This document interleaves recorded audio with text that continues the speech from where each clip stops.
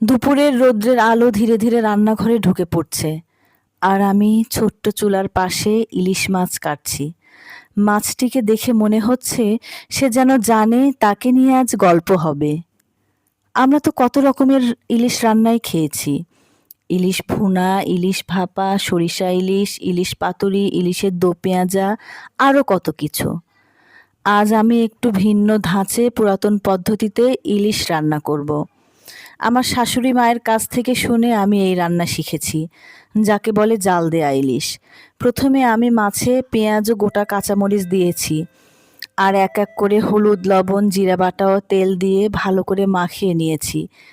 তারপর বেশি করে পানি দিয়ে ঢাকনা দিয়ে ঢেকে অনেকক্ষণ অল্প জালে রান্না করেছি।